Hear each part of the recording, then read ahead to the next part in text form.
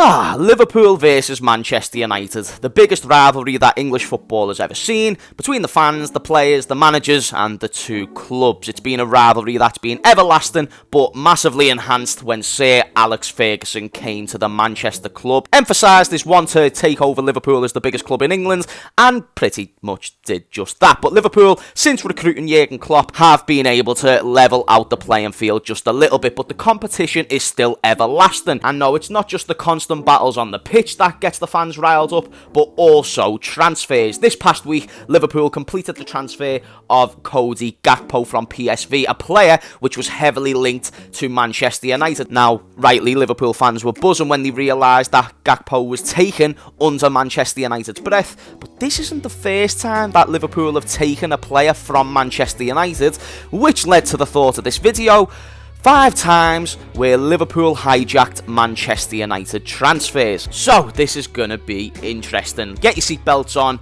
get your popcorn ready, and let's get into the list.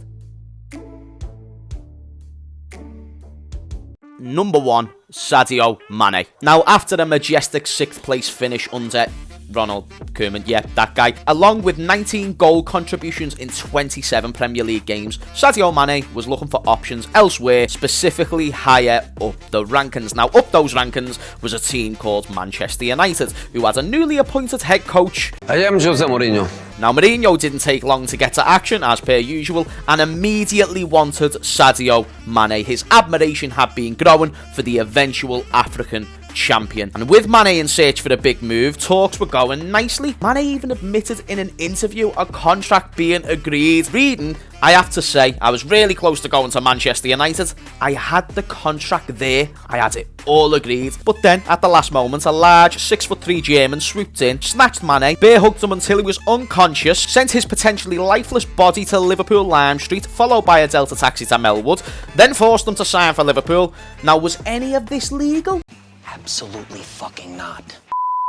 Or something along those lines. And because Mane was so eager to join the Merseyside Reds, he even agreed to play right wing for the first season. And then, the rest is history. Number 2, Roberto Firmino. In 2015, Manchester United was in what seems to be a never-ending battle to sign forwards. And with the likes of Wayne Rooney over the hill, LVG thought Firmino would suit his system just perfectly. Showing major intrigue, United was actually leading the race to sign Bobby Firmino, but due to commitments with Brazil in the Copa America, talks were delayed, and Manchester United thought that they should just wait out until the tournament was finished. Let's just say Jurgen Klopp wasn't so understanding of Firmino's current circumstances and forced the move through for the player that he was well aware of from his time in the Bundesliga.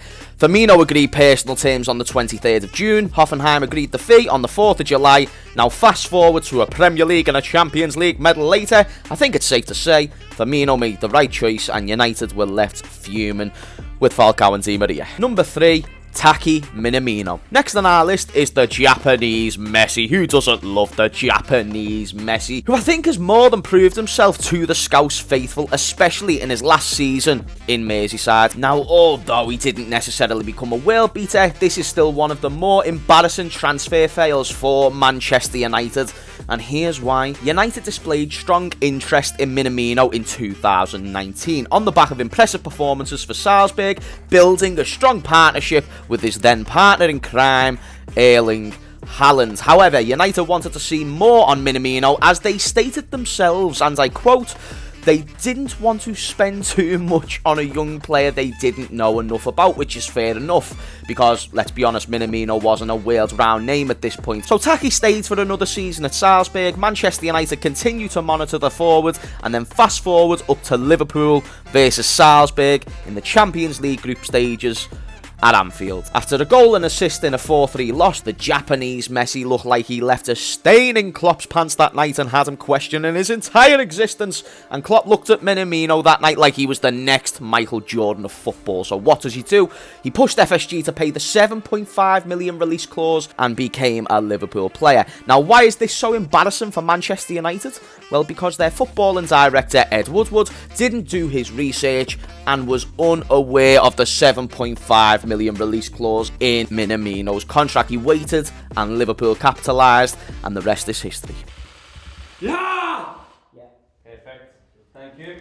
Number 4, Fabinho. Days after losing the Champions League final in 2018, Liverpool was down in the dumps. Meanwhile, Manchester United were on their continued search for an out-and-out centre defensive midfielder. After an immense league-winning season with Monaco, Fabinho was high up on the list of many European clubs, but as Barcelona had Busquets, Bayern had Kimmich, Madrid had Casemiro, Manchester United had McFred, therefore it was no surprise that they were after some significant improvements. But before United could even begin significant talks, Liverpool signed Fabinho like an RKO out of nowhere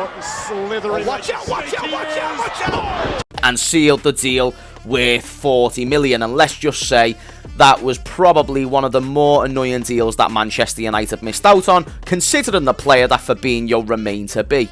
Let's hope that he can get back to those performances, because been a bit below par this season, but still love you, Flacco. And number 5, Virgil van Dijk. Now, shall we just call Manchester United the Joe Biden of football, as it's safe to say they are not exactly the quickest nor brightest when it comes to these negotiations nor deals. In the summer of 2018, Virgil van Dijk nearly joined Liverpool and even tried to force out a move away from Southampton, but due to Southampton sticking to their guns, the move was not complete on the last day of the transfer window. Now, this allowed Manchester United to monitor the Dutch centre-back yet again, as they'd previously shown interest in his Celtic days. But before they could even get in contact and wish him Merry Christmas, Virgil van Dijk was on the phone to the German bevy connoisseur and was instantly in love with the project that was being put together. Van Dijk officially signed for Liverpool on the 27th of December 2017, and Manchester United went on to break the record transfer fee for a centre-back.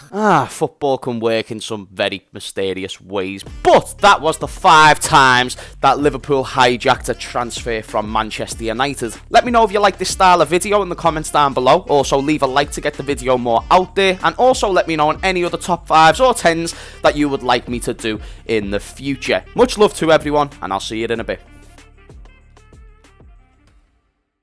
That was brilliant.